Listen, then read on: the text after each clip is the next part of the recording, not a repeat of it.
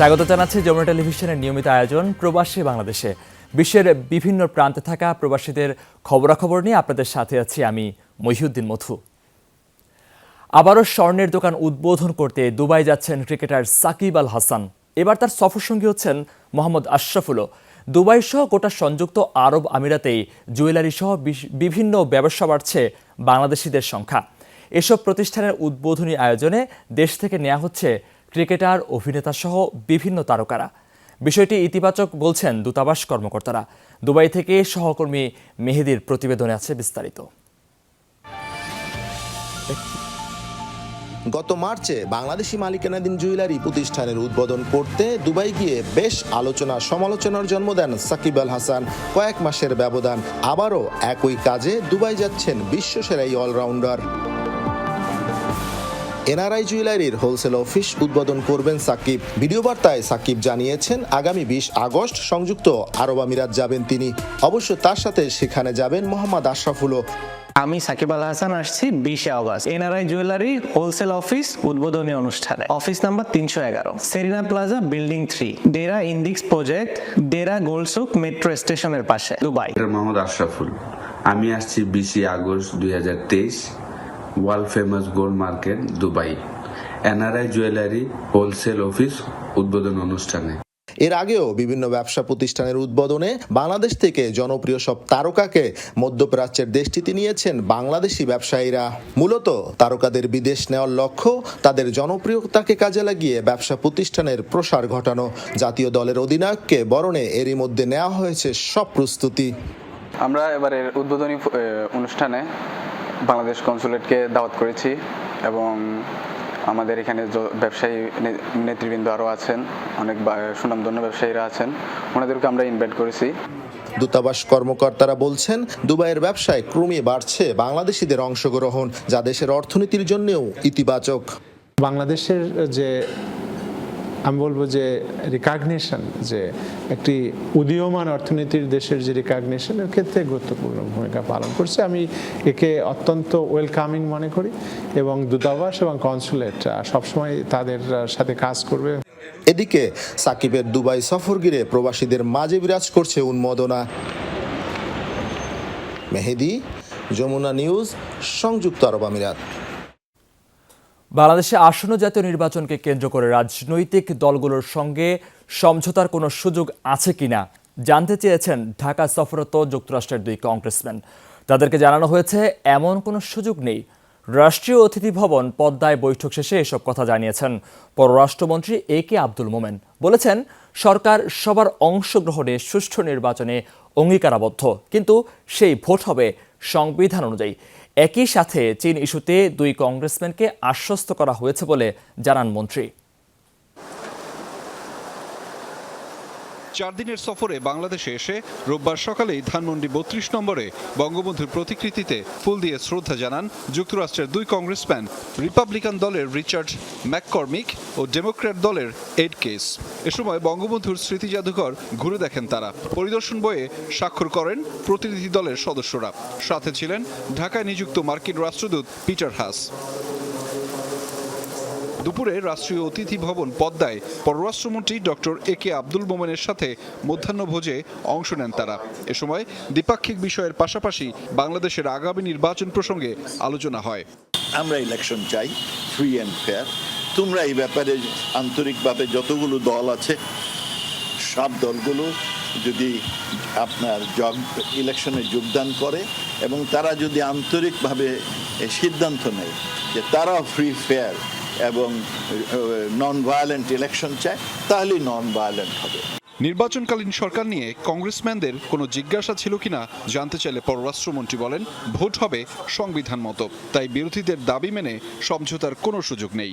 তারা বলেছে যে তোমাদের কোনো সমঝোতার পথ আছে কিনা। আমরা বলেছি যে তাদের যে দাবি সরকার পতন হবে, তারপরে তারা যত, ওইটাতে আমরা কোনো মতো সমঝোতার কোনো স্কোপ নেই। তোমাদের দেশে তোমাদের সরকার কি পতন হবে ইলেকশনের সময়? নিশ্চয়ই না। আর এরকম যদি ডিমান্ড তোমরা কি যত আলোচনায় বসবা? নিশ্চয়ই না। ওগুলো আসছে প্রশ্ন উঠতে পারে না। আমরা আমাদের শাসনতন্ত্র অনুযায়ী নির্বাচন করব। একই সাথে বাংলাদেশ নিয়ে যুক্তরাষ্ট্রের কিছু ভুল ধারণা আছে বলে উল্লেখ করেন পররাষ্ট্রমন্ত্রী। জানান, প্রতিনিধি দলের কাছে সেই বিষয়গুলো পরিষ্কার করা হয়েছে। চীন নিয়ে বলেছে যে তোমরা চীনের ভিতরে চলে যাচ্ছ, আমরা বলছি জি না। তারপরে আমরা বলেছি যে আমরা চীনের ডেট্রাপও যাচ্ছি না।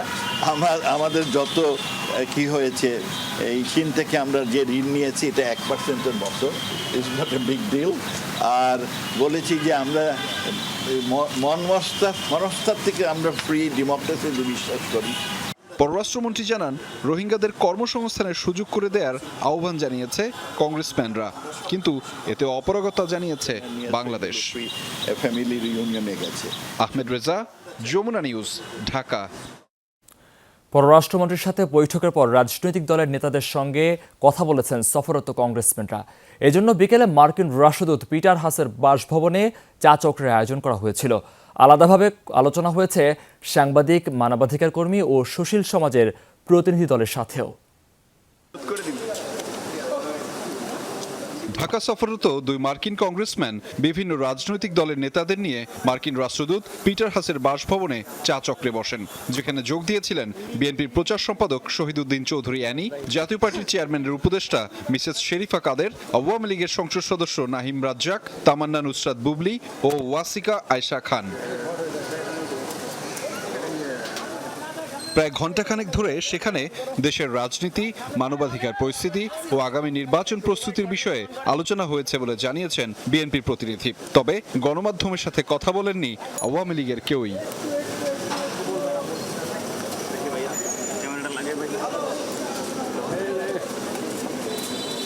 নির্বাচন যেন সম্পূর্ণ সুষ্ঠু হয়, শান্তিপূর্ণ হয় এবং একটা অংশীদারিত্বমূলক নির্বাচন হয়, সেই নির্বাচনটা যেন তত্ত্বাবধায়ক সরকারের অধীনে হয় অথবা নিরপেক্ষ যে নামেই হোক না কেন সেই সরকারের অধীনে হয়, সেটা আমরা চেয়েছি, সেটা আমরা আলোচনা করেছি।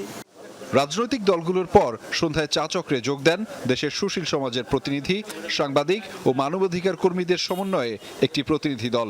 তাদের সাথে প্রায় 1.5 ঘন্টা কথা বলেন মার্কিন কংগ্রেসম্যানরা। ভোটাধিকার আমাদের এটা মানবাধিকার এবং এটা নিশ্চিত করতে হবে। বাংলাদেশ সৃষ্টি হয়েছে যে মানুষের আত্মনিয়ন্ত্রণের অধিকার প্রতিষ্ঠার জন্য, তো এর কোনো বিকল্প নেই, আমাদের এটা প্রতিষ্ঠা করতে হবে। আমরা যে যার জায়গার থেকে আমরা কি নিজেদের সম্বন্ধে কি হচ্ছে তারা জানতে চেয়েছে, বাংলাদেশে কি অবস্থা, আমাদের কি অবস্থা এবং আমরা কিভাবে দেখছি সেগুলি যে যার মতন করে বলেছে। তত্ত্বাবধায়ক সরকারটা জিনিসটা কি, কেমন হয়, অন্য দেশে আছে কি নাই, এগুলো জিজ্ঞেস করেছেন। আমরা বলেছি তত্ত্বাবধায়ক সরকার বাংলাদেশে ছিল, হয়েছে, এখন নাই, ঠিক আছে। এখন হচ্ছে তত্ত্বাবধায়ক সরকার আবার ফিরে নিয়ে আসা দরকার কি দরকার নয়, এটা হচ্ছে আলোচনার বিষয়বস্তু। সফরের দ্বিতীয় দিন সোমবার রোহিঙ্গা ক্যাম্প পরিদর্শনে কক্সবাজারে যাবেন দুই কংগ্রেসম্যান। সেখানে জাতিসংঘের সংশ্লিষ্ট সংস্থার প্রতিনিধিদের সঙ্গে বৈঠক করার পাশাপাশি রোহিঙ্গাদের সাথেও কথা বলবেন তারা। Ahmed Reza, Jamuna news, Dhaka. English Channel পাড়ি দিতে গিয়ে ফ্রান্স উপকূলে নৌকাডুবিতে কমপক্ষে 6 অভিবাসন প্রত্যাশীর মৃত্যু হয়েছে। শনিবার সকালে দুর্ঘটনায় এখনও নিখোঁজ 2 জন। 59 জনকে উদ্ধার করে ফরাসি ও ব্রিটিশ উদ্ধারকারীরা। চলছে তল্লাশি অভিযান। উদ্ধারকারীরা জানান, নিহতদের সবাই আফগানিস্তানের নাগরিক। বেঁচে যাওয়াদের মধ্যেও বেশিরভাগ আফগান, বাকিরা সুদানের। কর্তৃপক্ষ জানায়, সাগরের ক্যালাইসের কাছাকাছি এলাকায় বিপদে পড়ে ডিঙি নৌকাটি। অঞ্চলটিতে এই নিয়ে 17তম উদ্ধার অভিযান পরিচালনার কথা জানিয়েছে ফরাসি কর্তৃপক্ষ। ফ্রান্স ও ব্রিটেনের মধ্যবর্তী চ্যানেলটি বিশ্বের অন্যতম ব্যস্ত জাহাজ রুট। তীব্র খরস্রোতা বলে ছোট ছোট নৌকা চলাচলের জন্য বেশ ঝুঁকিপূর্ণ। দৈনিক গড়ে 600 ট্যাঙ্কার ও 200 ফেরি যাতায়াত করে এই চ্যানেলে। ছোট ছোট ডিঙ্গিতে ধারণ ক্ষমতার কয়েক গুণ বেশি যাত্রী তুলে ভাসিয়ে দেয় মানব পাচারকারীরা। বিশ্বের সবচেয়ে ঝুঁকিপূর্ণ পর্বত কেটু জয়ে অমানবিকতার চূড়ান্ত নজির দেখালেন একদল অভিযাত্রী। বিশ্ব রেকর্ড গড়তে মুমূর্ষু গাইডকে পদদলিত করে পর্বতারোহণ করলেন নরওয়ের বিখ্যাত পর্বতারোহী ও তার দল। সেখানেই মৃত্যু হয় পাকিস্তানি গাইডের। এই ঘটনায় সমালোচনার ঝড় উঠেছে সামাজিক যোগাযোগ মাধ্যমে। শুরু হয়েছে তদন্ত। গেল ২৭ জুলাই বিশ্বের দ্বিতীয় সর্বোচ্চ চূড়া কেটু জয় করেন নরওয়ের পর্বতারোহী ক্রিস্টিন হারিলা ও তার শেরপা গাইড তেনজিন। ৯২ দিনে অর্থাৎ দ্রুততম সময়ে ১৪টি সর্বোচ্চ পর্বতের চূড়ায় ওঠার রেকর্ড গড়েন তারা। তবে ভয়াবহ এক অভিযোগ উঠেছে হারিলার বিরুদ্ধে। বিশ্ব রেকর্ড ভাঙতে গিয়ে পর্বতশৃঙ্গে ওঠার সময় আহত এক গাইডকে মাঝপথে ফেলে গেছেন তিনি ও তার দল। কেবল তাই নয়, হাসান নামের ওই পাকিস্তানিকে পায়ে মারিয়ে চূড়ায় উঠেছে একের পর এক পর্বতারোহী। পেছনে থাকা আরেক পর্বতারোহী উইলহেম স্টেইনডেলের ড্রোন ক্যামেরায় ধরা পড়ে হৃদয় বিদারক দৃশ্য, যা ঝড় তুলেছে সামাজিক যোগাযোগ মাধ্যমে।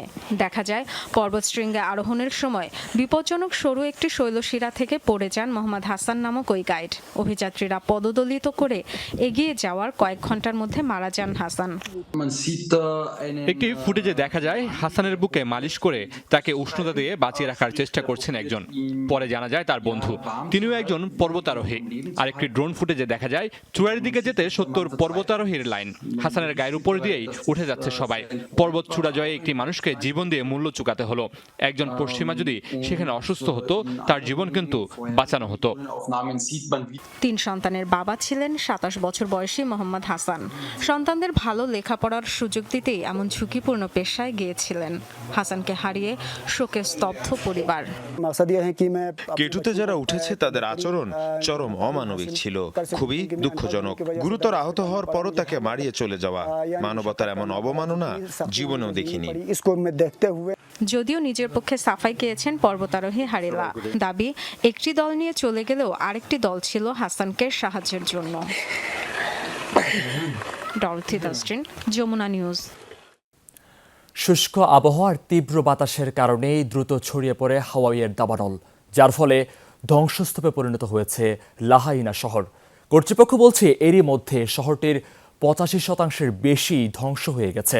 এদিকে দাবানলে নিহতের সংখ্যা ৯৩ জনে দাঁড়িয়েছে। তবে হতাহতের সংখ্যা বাড়বে বলে শঙ্কা কর্তৃপক্ষের, কারণ এখনও নিখোঁজ হাজারের বেশি বাসিন্দা। পাখির চোখে দেখলে মনে হয় পৌরাণিক গল্পের ধ্বংস হয়ে যাওয়া কোনো নগরী, অথচ কয়েকদিন আগেও লাহাইনা ছিল সাজানো গোছানো এক শহর। মাত্র 5 দিনের ব্যবধানে পুরোটাই জ্বলে পড়ে ছাই, চারিদিকে শুধু ধ্বংসস্তূপ। ঐতিহাসিক শহরটি যেন এখন মৃত্যুপুরী। আগুনের লেলিহান শিখা থেকে মুক্তি পায়নি স্কুল, হাসপাতাল, গির্জা থেকে শুরু করে কোনো স্থাপনাই।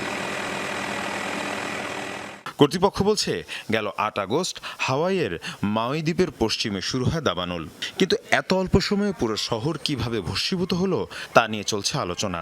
আবহাওয়াবিদরা বলছেন একদিকে দাবদাহে বনাঞ্চলে আগুন ধরে যায় সহজেই, অন্যদিকে তীব্র বাতাসের কারণে তা ছড়িয়ে পড়ে দ্রুত। আমি 5 বছর ধরে এখানে আছি, চোখের সামনে যেন ধ্বংস হয়ে যেতে দেখলাম পুরো শহরটিকে। এর চেয়ে ভয়ঙ্কর আর কি বা হতে পারে? রাস্তায় রাস্তায় মানুষ শুয়ে আছে, ঘরবাড়ি, সহায় সম্বল হারিয়ে তারা নিঃস্ব। তাঁবুতে কোনোভাবে মাথা গোজার চেষ্টা করছি আমরা। হাওয়াইয়ের গভর্নর জানিয়েছেন এখনও বিভিন্ন স্থানে জ্বলছে আগুন। ধ্বংস হয়ে যাওয়া এলাকাগুলোয় উদ্ধার কাজ শুরু হয়েছে, তবে এমনভাবে পুড়ে গেছে সবকিছু যে মাত্র 3% এলাকায় উদ্ধার কাজ চালানো সম্ভব হচ্ছে। এখন পর্যন্ত সরকারি হিসেবে ক্ষতিগ্রস্ত প্রায় ২৫০০ স্থাপনা। আর্থিক ক্ষতির পরিমাণ $6 বিলিয়ন। নতুন করে আরো কয়েকটি মৃতদেহ আমরা উদ্ধার করেছি, তবে এই সংখ্যা আরো বাড়বে, কারণ বহু মানুষ এখনো নিখোঁজ। উদ্ধার কাজও আমাদের করতে হচ্ছে খুব সাবধানে, কারণ ধ্বংসস্তূপের মধ্যে ভারী ধাতব কিংবা বিষাক্ত পদার্থ থাকতে পারে। আমরা এরই মধ্যে অনেক প্রাণ হারিয়েছি। যারা উদ্ধার কাজে জড়িত তাদের কোনো ক্ষতি হোক তা আমরা চাই না। এ অবস্থায় দ্বীপাঞ্চলটিতে শুরু হয়েছে ত্রাণ সহায়তা, খাবার, ওষুধ এবং কাপড় সরবরাহ করা হচ্ছে বিপদগ্রস্ত বাসিন্দাদের। এরই মধ্যে এই দুর্যোগকে হাওয়াইয়ের ইতিহাসের সবচেয়ে বড় সংকট হিসেবে আখ্যা দিয়েছে কর্তৃপক্ষ। মীর মুশফিকা হাসান, যমুনা নিউজ। আর এই ছিল প্রবাসে বাংলাদেশে। এতক্ষণ সাথে থাকার জন্য ধন্যবাদ সবাইকে।